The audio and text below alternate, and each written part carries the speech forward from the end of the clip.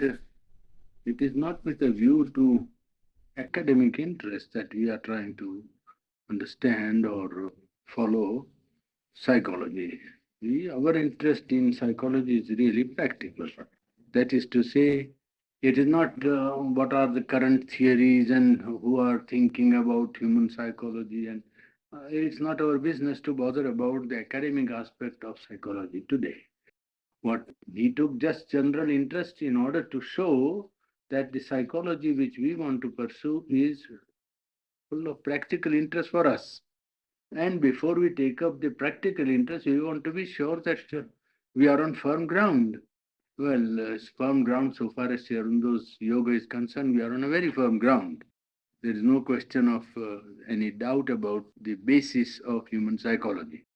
But men do not generally understand themselves. They do not understand their own psychology.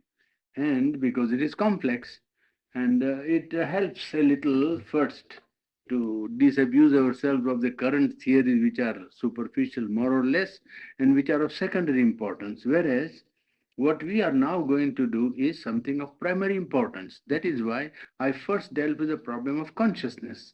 That consciousness is really the field of psychology.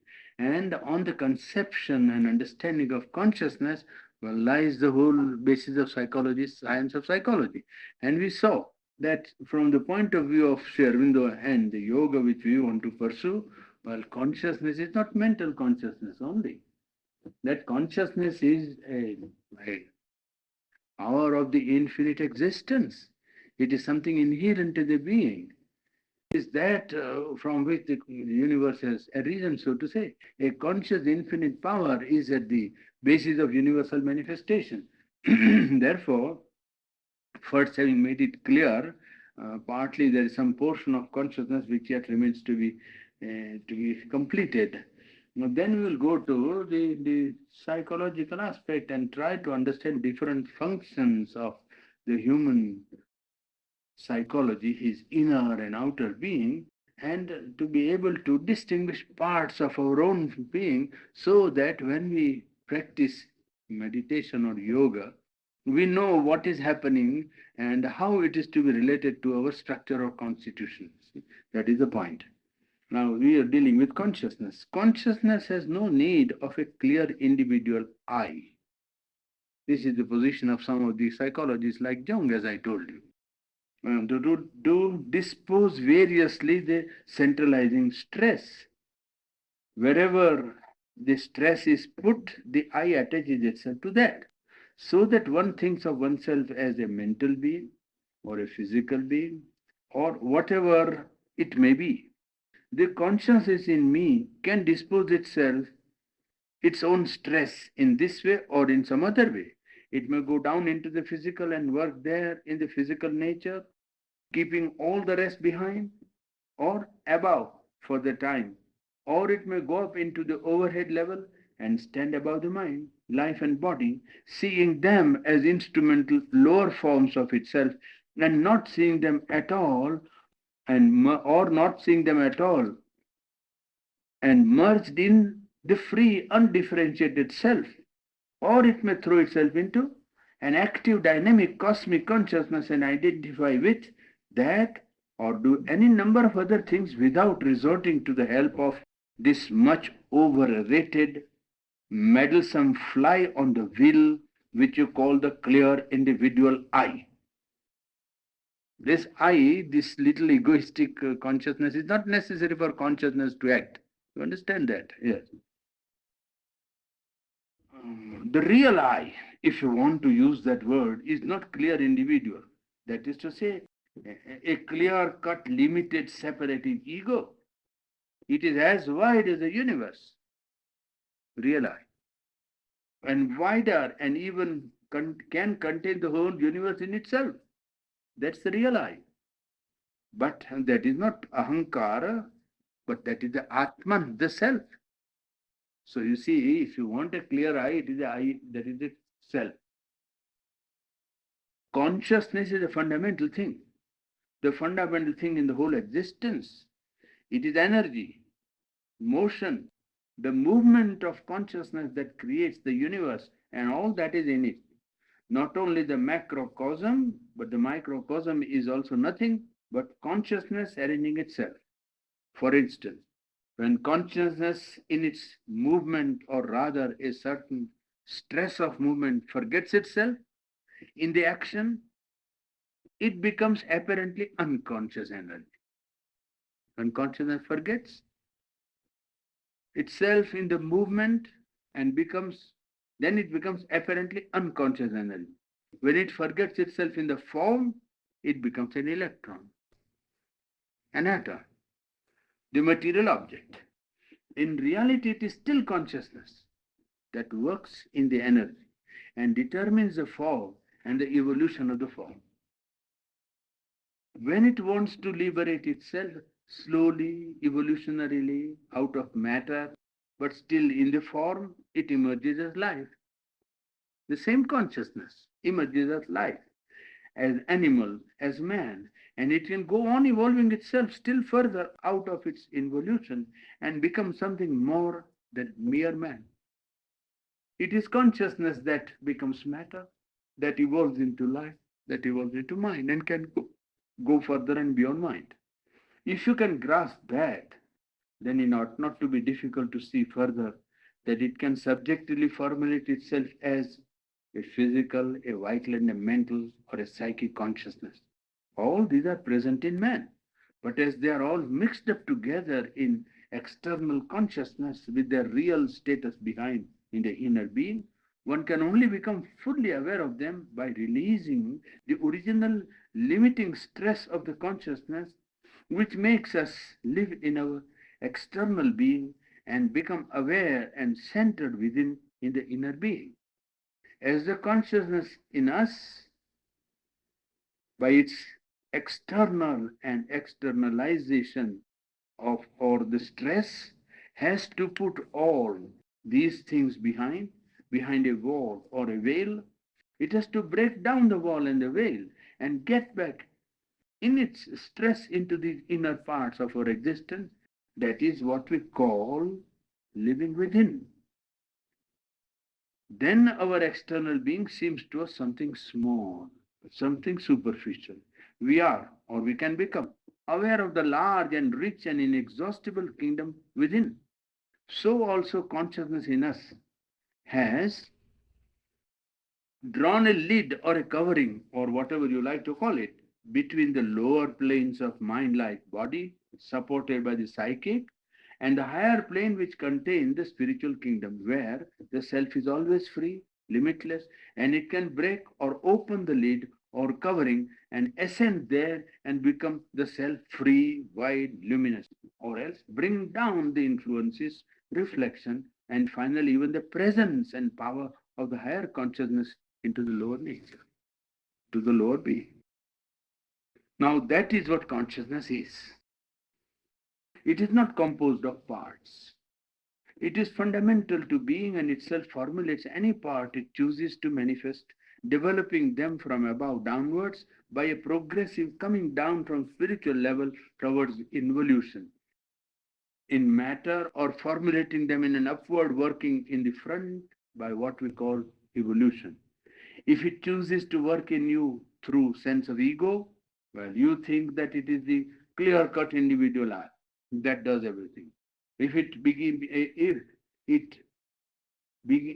to release itself from the limited working, you begin to expand your same I till it bursts into infinity and no longer exists, or you shed it and flower into a spiritual wideness. Of course, this is not what is spoken of in modern materialistic thought as consciousness, because that thought is governed by science and uses consciousness only as a phenomenon that emerges out of inconscious matter and consists of certain reactions of the system to outward things.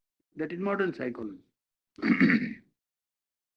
But that is a phenomenon of consciousness. It is not consciousness itself. When you study, you see only as a phenomenon. But when you study phenomena, you study phenomenon of consciousness, not consciousness itself. That is not consciousness itself. It is even only a small poor part of the possible phenomena of consciousness and can give no clue to the consciousness, the reality which is of the very essence of existence. Now, here we have practically finished the part of consciousness. Now, we are trying to take up and deal with what you might call the planes and parts of the being. And there, I think I will have to make a little representation on the board. But first, I'll give you how he looks at the whole thing. The inner consciousness is so arranged. The inner consciousness is so arranged. How? There are five main divisions of the ladder. Five main divisions of the ladder. At the top, above the head, are layers, we call them planes, of which we are not conscious, and which become conscious to us only by sadhana, by spiritual effort. Those above the human mind, that is the higher consciousness, that is one. Below, from crown of the head to the throat, are layers. There are many, but layers of the mind. And there are three principal beings, one at the top of the head, communicating with the higher consciousness, another between the eyebrows, where is the thought, sight, and will. The third is in the throat, which is the externalizing mind. See. A second division is from the shoulders to the navel. Well, these are the layers of the higher vital presided over by the heart center, where is the emotional being with the psyche hidden behind it. From the navel downward is the rest of the vital being containing several layers. From the bottom of the spine downwards are the layers of the physical consciousness, proper, the material, and below that is the subconscious, which has many levels. Now that gives you a rough sketch of an outline. This is not detailed working of psychology, but this gives you a rough idea of the outline. I'll just put it on the board so that you may be able to see it, you see. Otherwise you'll miss the whole information. For us to make some understanding. Look, here is the higher consciousness first, is it not? This is the higher consciousness. We don't call it supermind for the time being, higher in the sense of beyond mind. Well, that is the first. Now, this second portion is made up of this part, up to the throat. You see, this is the second part. And second part is composed of three. First, just at the crown of the head, you see, that is one. The crown of the head is the higher, below is the yes, mind, three levels. This top communicating with the higher consciousness, capable of communication. Between the eyebrows, the second center, which is the center of throat, so to say, center of eyebrows. And it is the center of, well, he calls it will, is it not? Yes. Between the eyebrows, this sight and will. This is communication with above. This is crown communication. Communicates with the higher consciousness. Now that gives you the second, 1, 2, and 3, you see? And then from the shoulders down to the navel, you get the other two, that is to say, between this is the externalizing mind. Throat is the externalizing mind. That is the third center there. Then this was the second part. Remember, these three parts are not to be taken separately. You are only at the second part. This base is third part, main division. Second, third. In the third you have, the third is between shoulder to the navel. Yes. The shoulders to the navel. Well, you call it this part, you see, navel part, up to here. So that gives you the center here. There is the fourth center, is it not? Yes, that is the fourth center. Huh? No, there is a third center with the fourth and fifth division. One part you can put as your fourth, and navel you can put as the fifth function. But the main part is the third part, which is composed of the higher vital part, presided over by the heart. That is to say, heart and higher vital make up the third part. Heart and higher vital. And then the physical is at the base here. That is the fourth part. Fourth part is the physical center, bodily consciousness. And below the feet here, you have got the fifth part, which is made up of the subconscious. You get the first higher mind, third, the higher vital conscious. Well, rough division of the main part is given like this. But this is only one scheme. And you can always have various schemes of division of the functioning of the human psychotic. And they're coming to the second division after some time. People get mixed up when they think about, say, oh, but how are things and parts related? You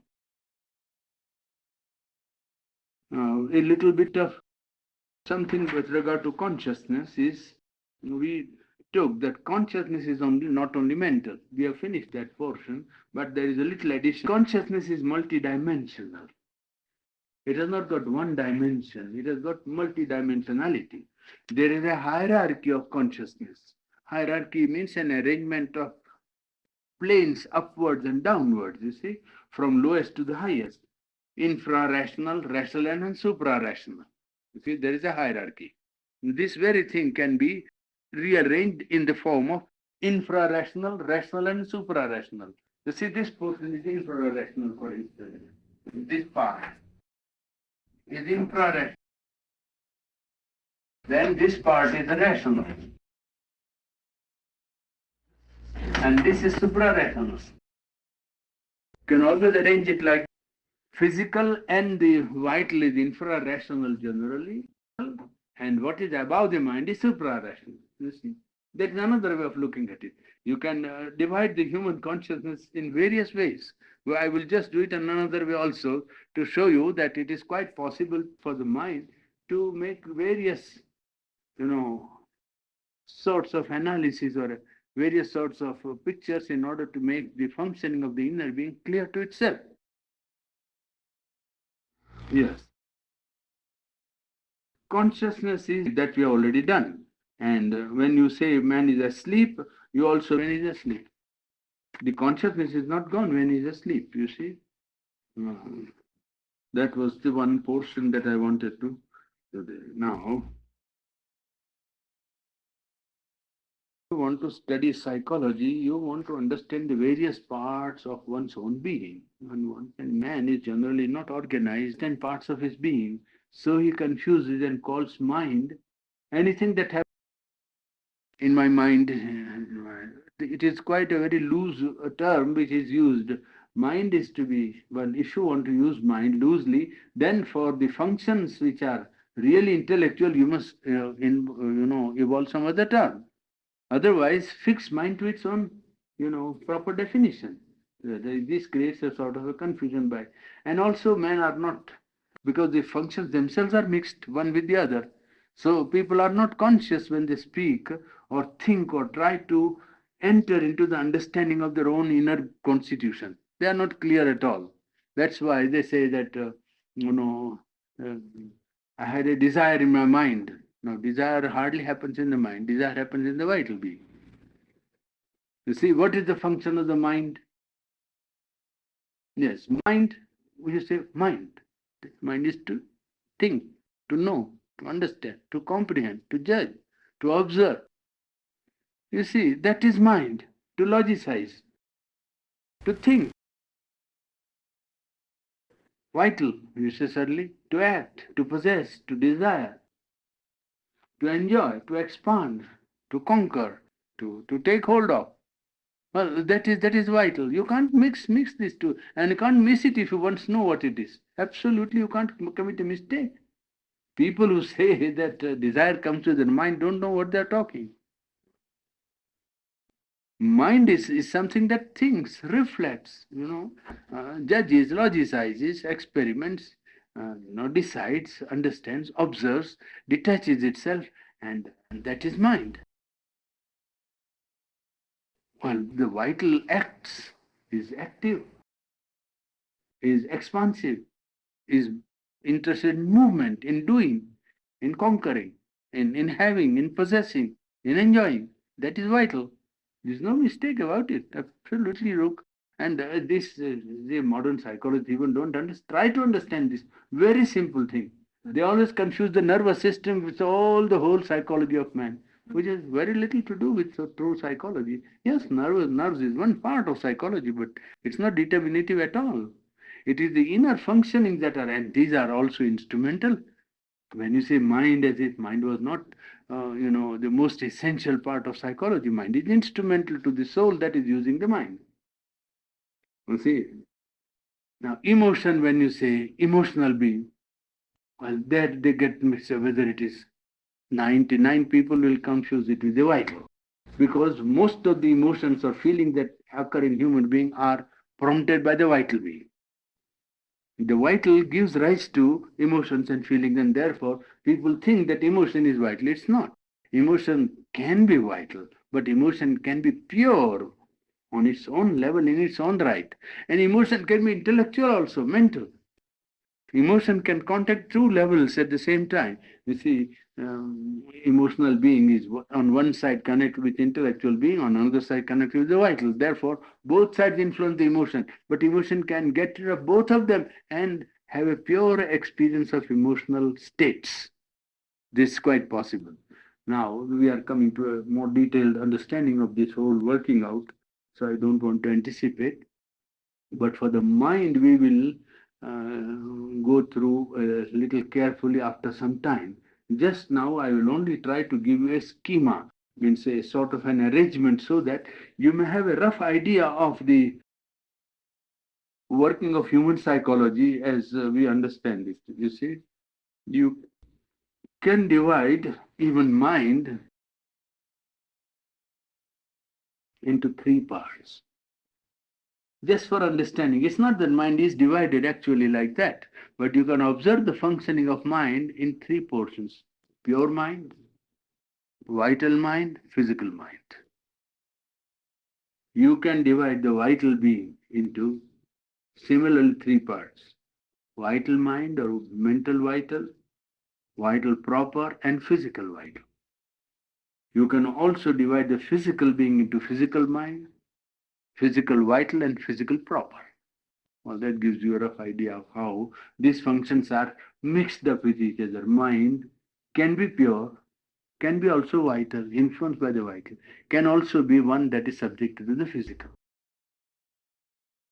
You see, mind occurs or functions in roughly three modes. One mode is pure mind. Second mode is vital mind, mind influenced by the vital mind. And third is physical mind, mind under the control of the physical consciousness. You see, mind in which the physical element is so penetrated as to govern that part of mental being. Now that gives you a rough idea of the human psychology. Well,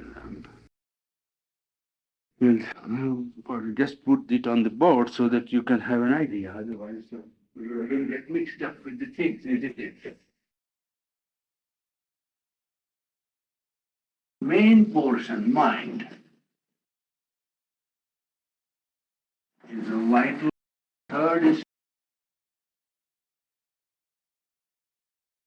now mind is physical mind. Why say vital mind, vital proper, and physical vital. Physical is physical mental and pure physical, physical in itself. Of course, the subconscious is below. That's another. This is we are dividing the conscious operation to get an idea here of the functioning. You see. Then vital mind, mental vital, mental physical, vital mental, vital proper, vital physical. Then physical mental, physical vital, physical proper. Better to have that idea. So now you get some rough idea of the thing. Pure mind communicates through the brain with the physical life. How does a pure mind connect itself with life? Pure mind is free. Well, it takes hold of the physical brain and communicates to life.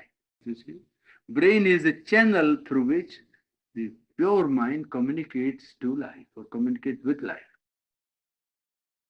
Pure mind means what? Thinking mind.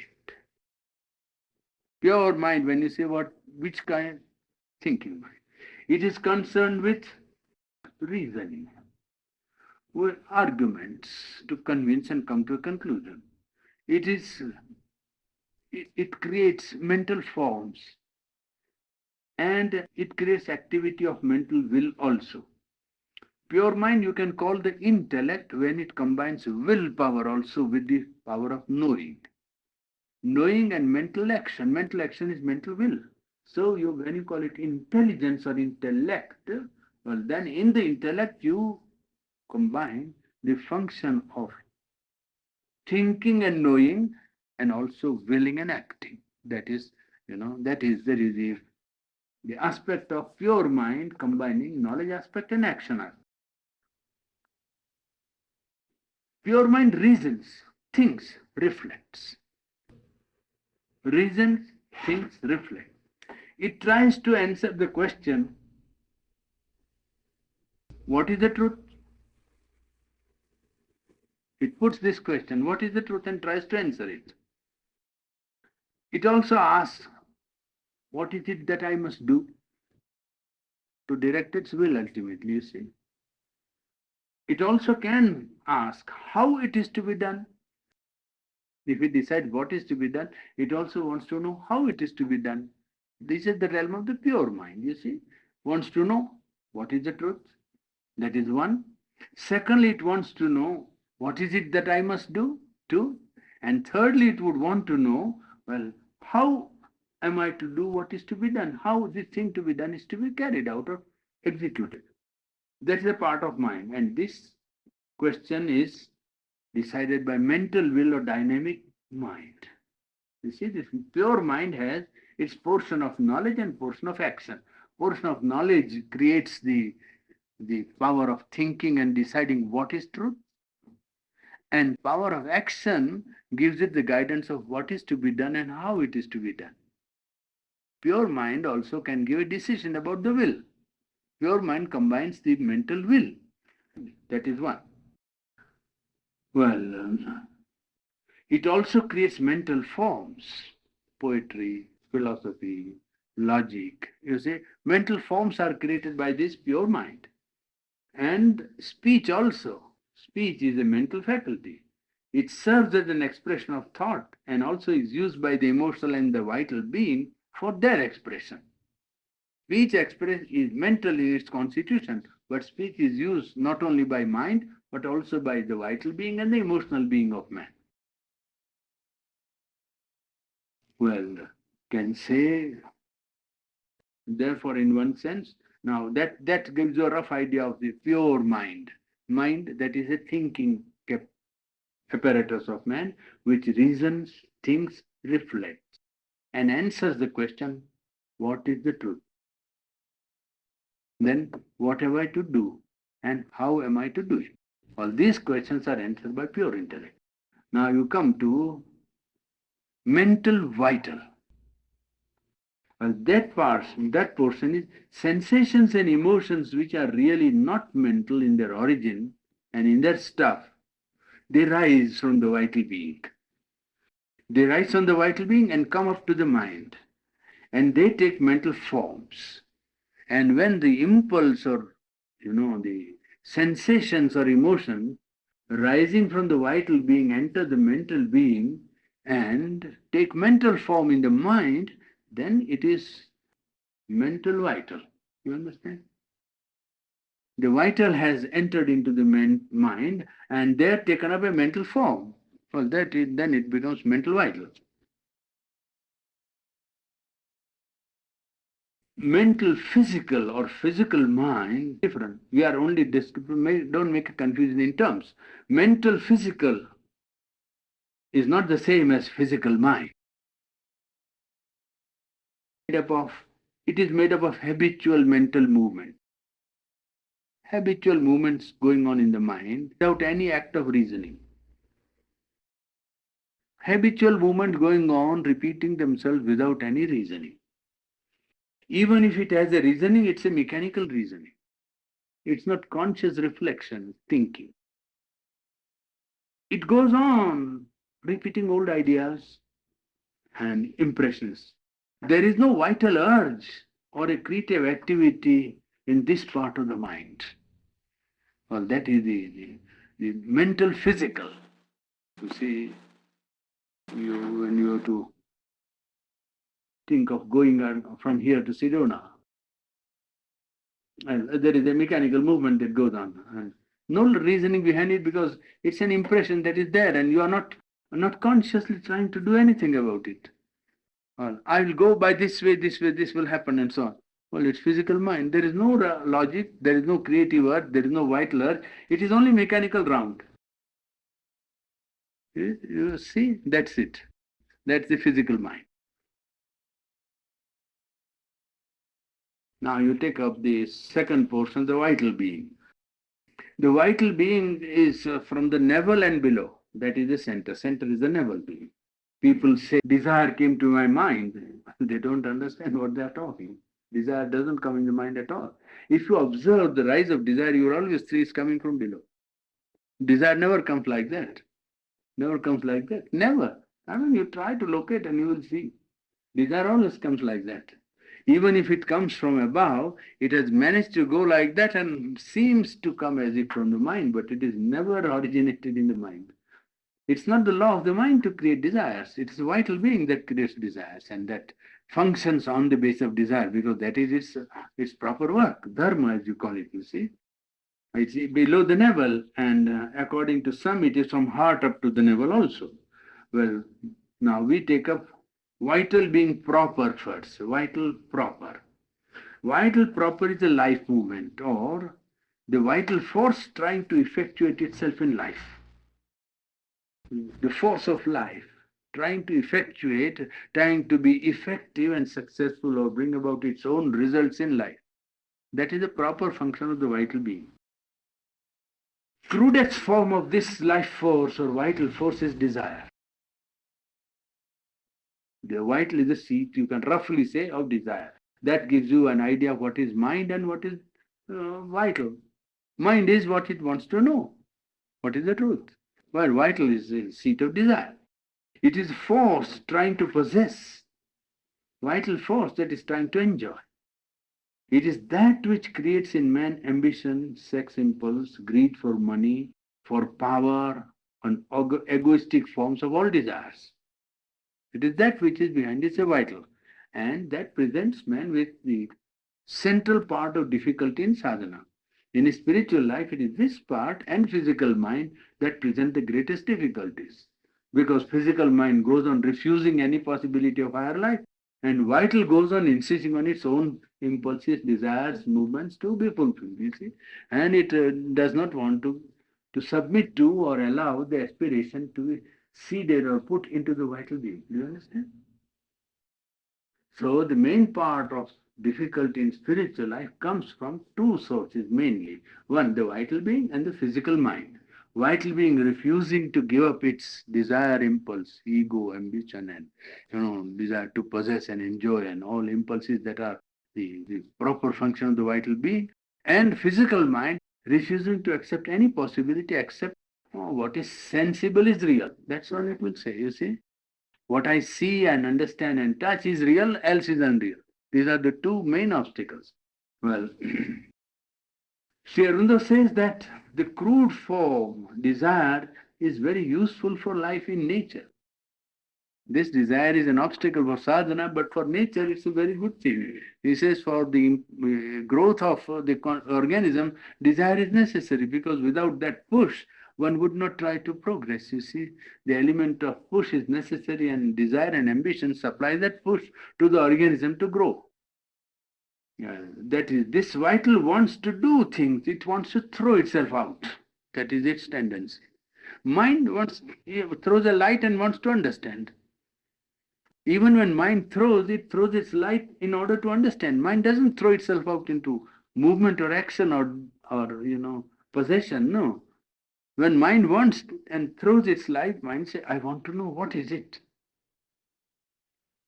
It always, that is the demand. The vital always wants to bring about results and success or victory or achievement and like that. Now, behind this vital proper, you will see the working of vital mind. This is vital proper. Desire impulse and the crude form being desired, all other just forms of it, ambition and greed for money and power and all forms of ambition are there. That is a proper vital. Now, behind this is the vital mind. It goes straight from the vital being and not from the mind, this thought, vital mind. This vital mind does not reason. Pure mind reasons, but vital mind does not reason. It thinks and plans also, but quite in a different way from pure reasoning. Vital mind can plan. It can also reason, but on its own level, it does not work. It is a mind that stands apart and arranges how to realize an impulse. Vital mind, when it arranges, organizes, it does it how to realize an impulse, that's all. It is not bothered with whether it is right or wrong or whether it is true or false, no. You see, an animal, when it acts and catches the prey, it does it with great intelligence, is it not? That is vital mind. It has a plan, an impulse to be carried out. Well, it carries out the impulse correctly, step by step. I mean, the logic is indubitable. So there you see, the working of mind is vital mind. See, a shikari planning to kill, for instance, he is not bothered about whether he should kill or not, which is first the question. Pure mind will ask that question. But a shikari arranges his mahachan and everything, and well, this is how it is to be done. An impulse is to be carried out or realized. Well, that is the vital mind, you see. Yes. Yes, it is vital thought and not a mental thought. For instance, when Mussolini says, this is from Sherundo's writing, Mussolini says, Italy shall have a place under the sun. This is not a mental thought, it's a vital thought. You see, you get the distinction clear in your mind, you are immediately the vital. This is not your mind working. It also is, it is also not an emotion, it is a thought. One can say that the vital mind is desire mind, if you like to put it. You can say vital mind means desire mind. Then the third being is the physico-vital, is it not? Vital proper, vital mind, and physico-vital. Well, physico-vital, this part is necessary to realize the vital impulse on the physical plane. Whenever you want to carry out a vital impulse on the physical plane, well, the physico-vital is necessary. It is made up of the nervous apparatus of man, you see. It is concerned with passing events, transitory movements, it is irritated over trifles and easily upset. It's a restless part of our being and makes the individual restless. That is the physico-vital. Vital being is very necessary part of man's consciousness and psychology for the full development of human being. It is the vital that supports the mind in its upward movement, and without it, mind cannot effectuate itself in life. When the vital being is transformed, then it becomes a very useful and powerful instrument in the hand of the higher power. So the vital, in spite of it being a difficulty, is a great asset if it can be transformed. This is the problem. You see, problem is how to utilize the vital in creating the higher life. Then you take up the physical being. Physical being is the consciousness which is mainly concerned with the body. Physical being is not body, please remember. It is a consciousness, total consciousness connected with the body is physical being. Body is the central, pivot around which physical consciousness moves, but physical consciousness is much wider and more subtle than the gross physical body, which we notice as the part of ourself in the bodily consciousness. Physical mind observes and accepts physical things around. but does not go beyond the physical data. That is the physical mind, and that is the obstruction in the progress of spiritual life. It takes what it sees, what it touches, what it can know or weigh as truth and real. Whatever else, it says, I doubt. That is the physical mind. Physical mind works on the physical data, accepts and observes it, accepts it as real, and refuses to accept anything else as real. It says this is real, the rest is unreal. It hardly reasons. It is the furthest end necessary for work of the mental being, like a point of a pen, you see, or the brush of the painter. Or it is last part where the execution is to be done by the mental being. The vital physical or physico-vital is the vital moving in the physical being. It is that which makes the organs act and regulates the functioning of the physical being. It is that which gives health and strength to the body. The portion physical. They form the nervous end of the higher faculties, and they form the farthest end of the inner being through expressing itself on the physical plane. It all art and all creation of music and arts depends upon this part for their expression in life. And physical proper is the material part of our body. It is there even in the cells of the body, this consciousness of physical being. The very cells of the physical being are conscious. That is how each organ performs its function, because the cells have a consciousness of their own. Cells are common in their constitution, but in their functioning they always differ because of the place where they are asked to function or made to function. The cells that have to see will perform the function of seeing. The cells that have to digest perform the function of digestion, because there is a consciousness, physical consciousness in the cell itself. Total consciousness of the body is there, and the consciousness is also embedded in the cells of the body, because it is that which particularizes the function of the physical being. This bodily consciousness knows what the body requires. And people generally spoil this consciousness by their vital desire and desire for taste and desire for life, or by medical dictation of saying, with the mind that this food is difficult to digest, this is deficient in this, and if you don't take this, you will get that, and all sorts of ideas are put, and this poor physical body is not given a chance to exercise its own decision and will, you see. Otherwise, he says, it is there in the cell of body and it knows what the body requires. Body has no desires. Body has only needs. You see? So and body knows what it needs. But people don't give it a chance. You observe the working in the cats and dogs. When they are not well, they eat grass. Is it not? They go in the garden and eat grass. Well, that's the need of the body is felt and the body takes immediately. There is no desire there at all because it is not their normal food. But the need of the body. It is some of the animals you see will go on licking the salt stones, rocks, because the body needs some salt. It's like that. Yeah. This classification he puts at one place very finely, that you should not take this classification as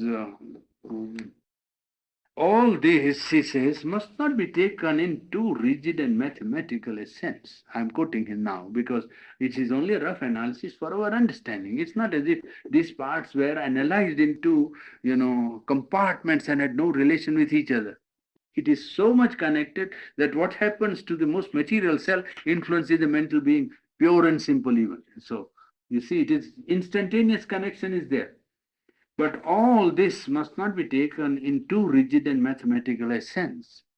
It is an immense plastic movement full of play of possibilities and must be seized by a flexible and subtle tact or sense in the seeing consciousness. It cannot be reduced to a too rigorous logical or mathematical formula. Each plane Now, one point he makes out, 2 points. Each plane, in spite of its connection with the others above and below, is yet a world in itself, remember. Is a world in itself, with its own movements, forces, beings, types, forms, existing as if for its own and for its own sake, under its own laws, for its own manifestation, without apparent regard for any other members of the great series, mental and vital and physical, you see, and above. Next, as a consequence, it follows also that only a limited part of the action of the vital or higher plane is concerned with the earth existence. Do not think that all these are only for the earth consciousness. They have their own independent existence. They are cosmic. There is a cosmic mind, there is a cosmic vital and cosmic physical.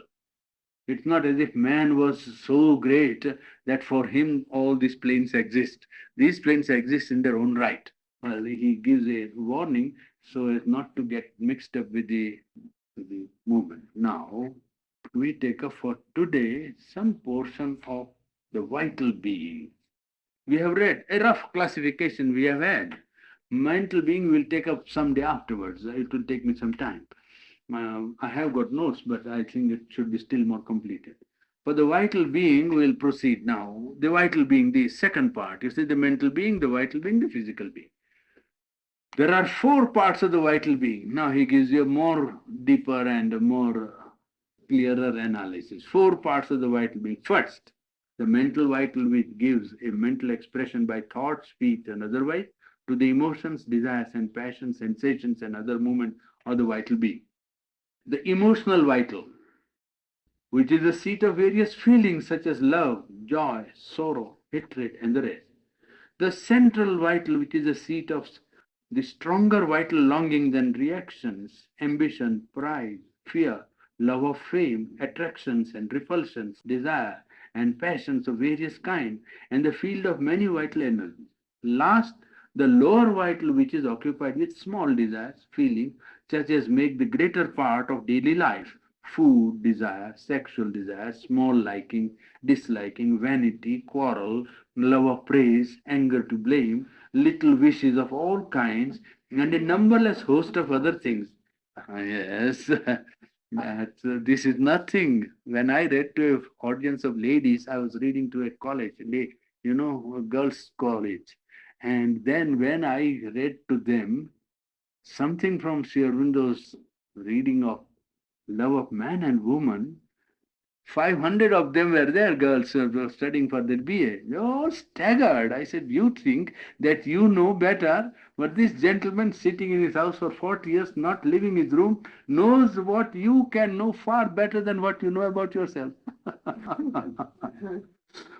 Tremendous. It was with regard to marriage that he spoke there. It is in Savitri. Okay, I just got a passage and I just said, look here what he says about married life. And they were looking, they thought that Sierno, what does he not know? Question is not what he knows, what does he not know? Well, here you see a list is so complete that you think perhaps it is exhaustive. The region from throat to the heart, and the heart, it's a double center. Heart is a double center, belonging in front to emotion and vital, and behind belongs to the psychic. The very heart center, top, the surface activity of heart center is related to the vital being and emotional being, and behind it is related to the psychic being. Well, from the heart to the navel and below the navel, there is a part of nature which I have called the vital mind.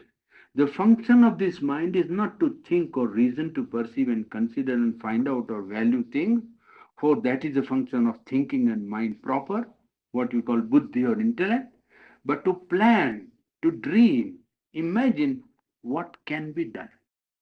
That is vital mind. You say, I want to fly. It's a vital mind that arranges an aeroplane. You say, I want to reach the outer space. It is a vital mind that arranges the plan. You understand? Yeah. To plan, to dream, and imagine what can be done. It makes formations for the future, which the will can try to carry out if opportunity and circumstances become favorable, or even it can work to make them favorable. Create circumstances. That is what happens in the progress of man's culture. You see that man finds something impossible, and he says, "Well, I want to do it." 5 years, 10 years, 15 years, 20 years, it gets done. You see, same happened with the history of aeronautics. They first filled up with hydrogen gas and flew, and so many people died. The same happened to the climbing of the Himalaya. You see, so many people lost their life. But no, you present something that says impossible. Well, the first task that the vital will do is to say how to make it possible. That's all. It's always the beginning of something possible. This is it's strange, but it is very true. Become favorable or can make the circumstances themselves favorable. In man of action, this faculty is prominent. Men of action, in leader of their nature. Great men of action always have it in a very high measure. This power to make the circumstances favorable to what they want to get done. You see, President Roosevelt, he wanted to take part in the war and America was not in favor. And he saw to it that America, well, became favorable. Well, that's a trick of doing it. That is statesmanship. He didn't do it for himself, you see. But he knew that otherwise the consequences were dangerous for America. And America didn't know. What they knew in the Pentagon, the whole of the nation did not perhaps know. But there it was. And it is first thing of the way, landing and Louis landing, and then this, and then this, and then Earth jumped into the war. You see, that's it. He makes the circumstances favorable. That's the vital thing, you see. But even if one is not a man of action or practical realization, or if circumstances are not favorable, or one can do only small and ordinary things, this vital mind is there even in them. Vital mind does not function only in great persons, it functions in everybody. Well, it acts in them on a small scale, or if it needs someone, some sense of largeness, that it does very often to plan in a void, knowing that it cannot realize its plane,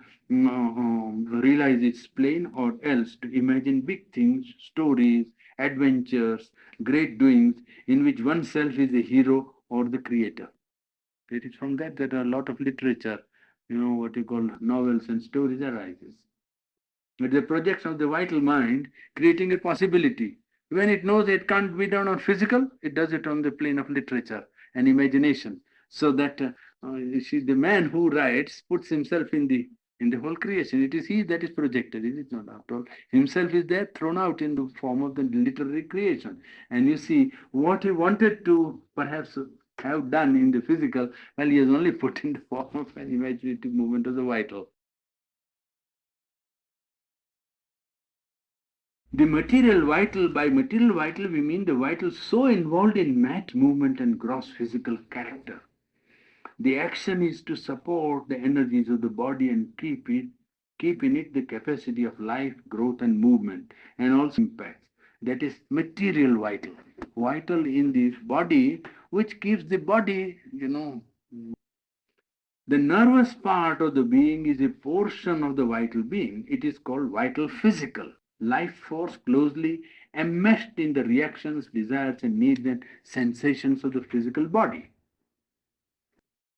The vital proper is the life force acting in its own nature, impulse, emotions, feelings, desires, and ambition, having as their highest center what we may call the outer heart of emotion, while there is an inner heart where there are higher or psychic feelings and sensibilities, the emotions or intuitive yearnings, the impulses of the soul, if you like to call. That is to say, in the deep center of the psychic being, there are deeper emotions which are the proper movements of the soul of man. The soul impulses are not vital impulses which create emotions of a different type. Generally, when the vital impulse is satisfied, the emotional being feels happy, pleasant, delightful, joy. Emotion. I'm not talking about the vital joy. I'm talking of emotional joy, emotion of enthusiasm, and so on. Well, when there is vital is defeated or fails, well, there is a feeling of sorrow in the emotional being. Now there the emotional being is connected with the vital. But there is a plane behind where the emotional being can have its pure play of the impulses of the soul, and they are really the deepest emotions possible to human experience. Well, intuitive yearnings and impulses of the soul, if you like to call it, or psychic feeling and psychic sensibilities. And this psychic feeling is present in some people, but people generally ignore it, I think, because they get it mixed up with the vital or mixed up with the surface emotional feelings and sentimentalism, you see. But if they can go behind, they will see that psychic sensibility or delicate feeling is something very strong and very deep. Or see, whenever something happens, or whenever the vital being or the mental being does something which is not in keeping with the aspiration of the soul, the psychic being, there is a sadness. The sadness of the psychic being, which is quite different from sadness of being defeated in your purposes or defeated in fulfilling your desires. A sadness which comes when the soul feels that it is resisted by this ignorant instrument which does not allow the fulfillment of its proper aspiration. Or the psychic being has, for instance, a universal will, goodwill for all. See, when it sees a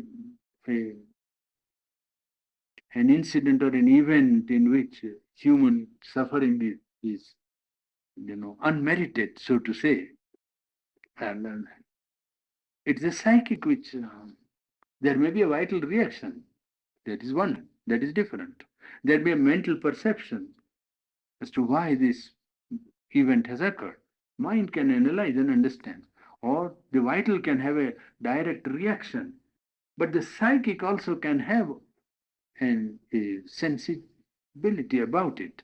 And it immediately goes back to the cosmic, universal feeling of sympathy and love, and a sort of a commiseration or a sort of,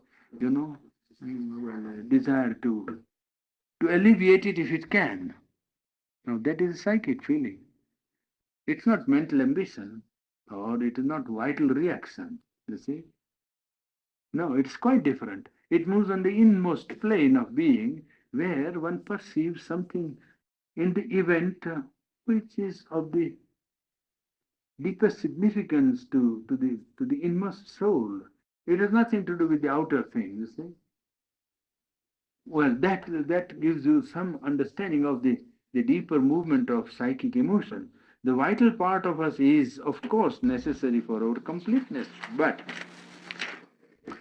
it is true instrument, it becomes a true instrument only when its feelings and tendencies have been purified by the psychic touch and they have been taken up and governed by the spiritual light and spiritual power.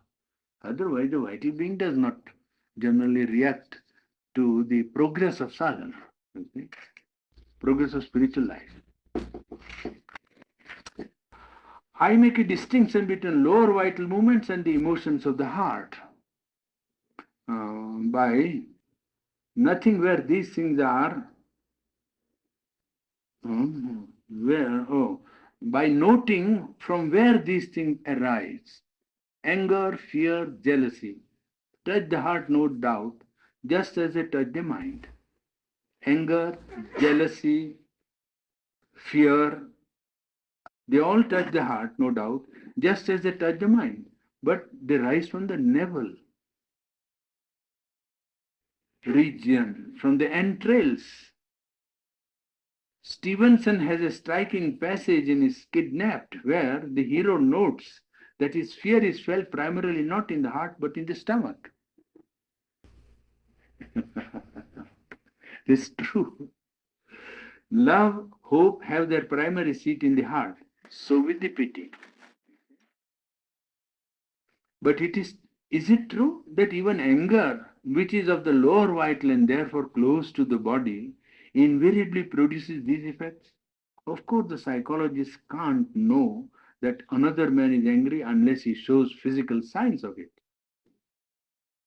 But man may be very angry without showing any sign. You can be very boiling and show quite a imperturbable external front, exterior front, like the Japanese. You know that? The whole race almost trained to keep emotion like that. You can never know. He comes to you quite nicely, very funny. Suddenly you see a dagger flashes out and finished. That's all, an end of the matter. There is no sign of any emotion at all. So he can't know another man is angry unless he shows physical signs of it, but also he can't know what a man is thinking unless the man speaks or writes. Does it follow that the state of thought cannot be perceived without the sign in speaking or writing? And he gives the Japanese instinct, just what I spoke. A Japan who is accustomed to control all his emotions and give no sign of it. If he's angry, the first sign you will have of it is a knife in your stomach.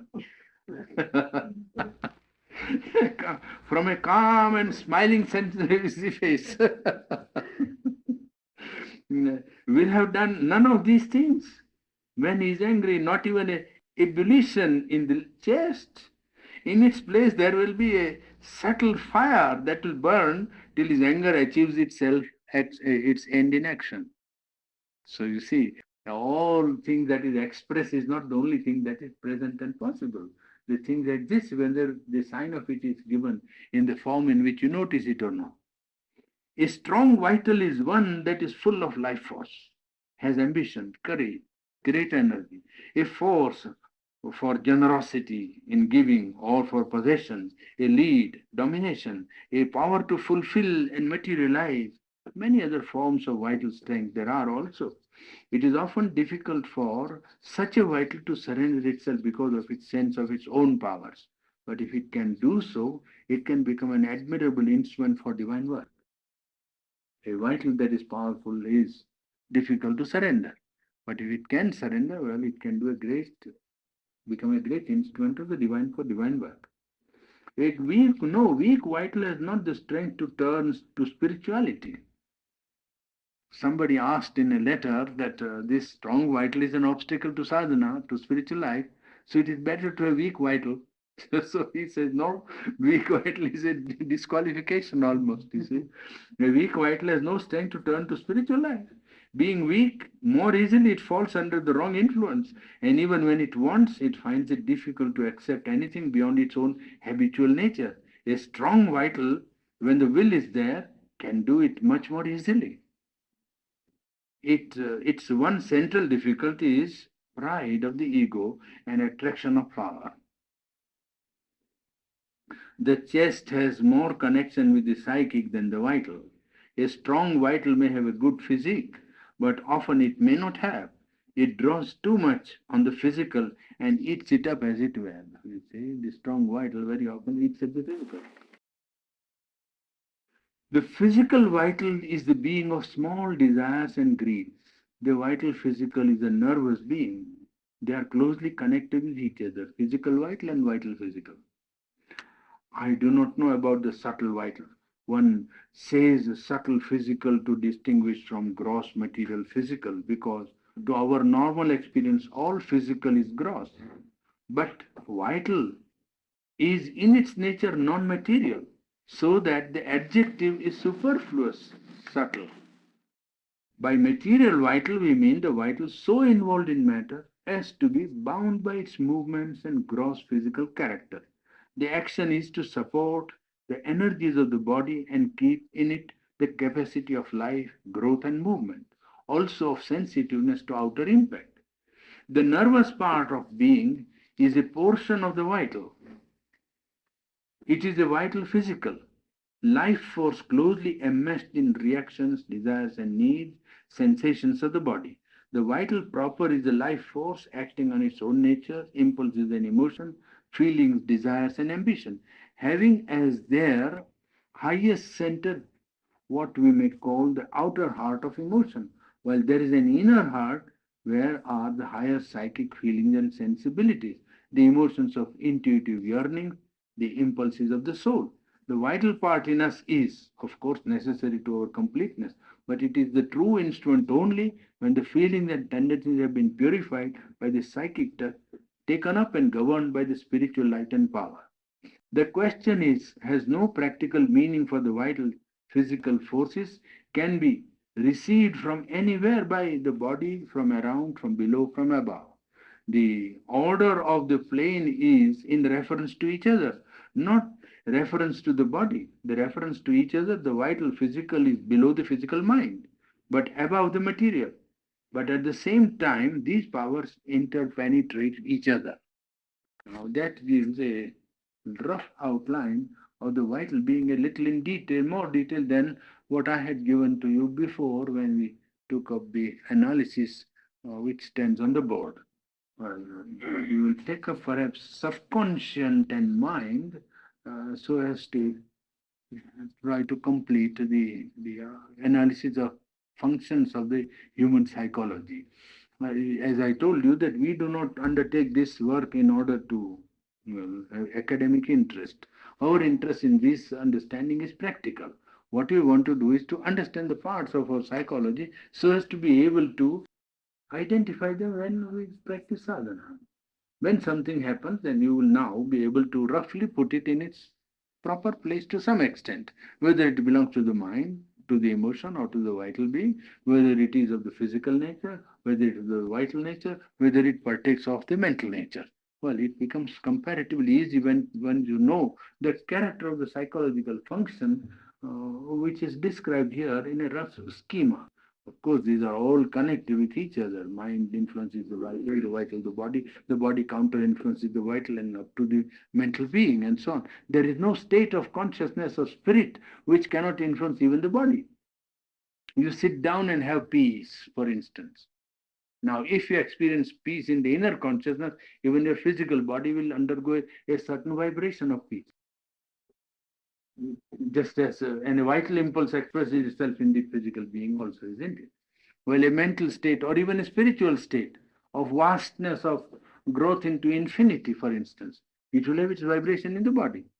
So that these are connected. What I want to stress is that you should not think of them in isolation as if they were analyzed and put into different boxes or different compartments. They are interrelated so much so that to entangle them requires a yogic knowledge. Otherwise, you don't even understand that they are different. The people always mix themselves up and say, "This is my idea," when it is the desire.